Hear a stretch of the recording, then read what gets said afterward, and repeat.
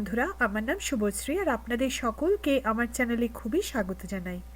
আজকে শেয়ার করছি ডিমের সবথেকে সহজ আর দারুণ টেস্টি অভিনব একটি রেসিপি, এগ ড্রপ কারি। ডিম এভাবে একবার বানিয়ে দেখবেন। যাদের ডিম খুব একটা পছন্দ নয় তারাও কিন্তু এই রেসিপিটা দারুণ এনজয় করবে।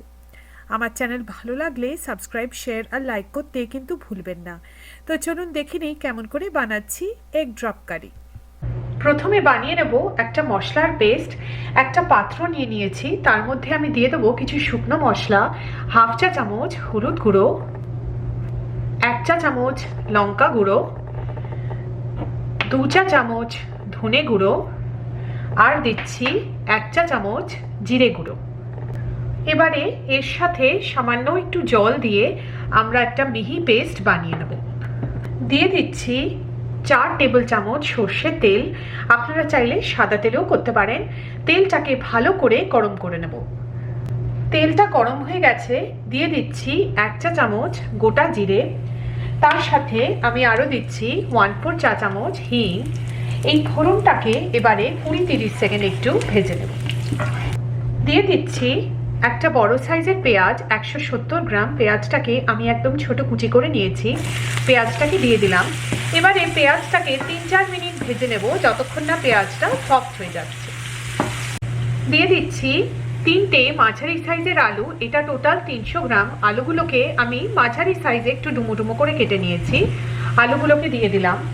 এবারে আলু আর পেঁয়াজটাকে একসাথে ভেজে নেব যতক্ষণ না পেঁয়াজগুলো লালচে হয়ে যাচ্ছে।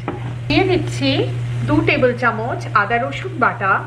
এবারে মিডিয়াম লো আছে আদা রসুনটাকে 2-3 মিনিট একটু ভেজে নেব।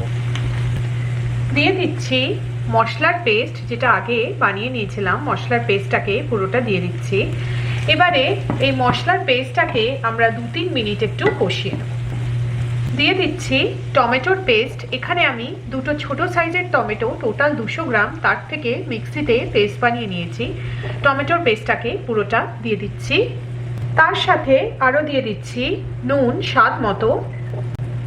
দিচ্ছি বেশ কিছু ধনেপাতা কুচি। সব কিছু ভালো করে একটু মিশিয়ে নেব।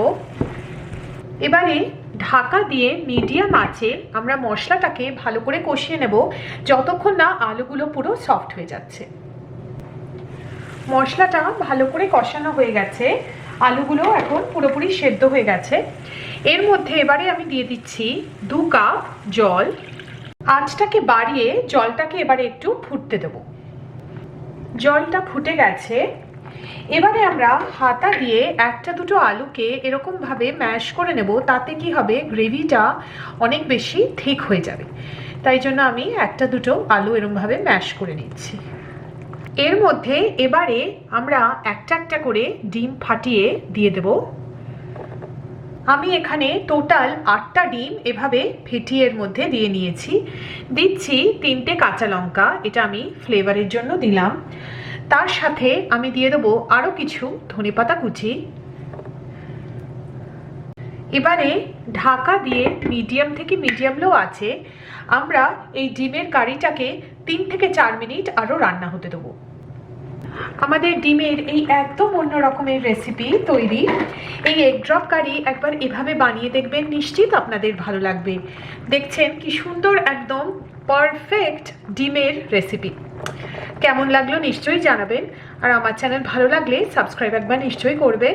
আমার চ্যানেল দেখার জন্য আপনাদের অনেক অনেক ধন্যবাদ।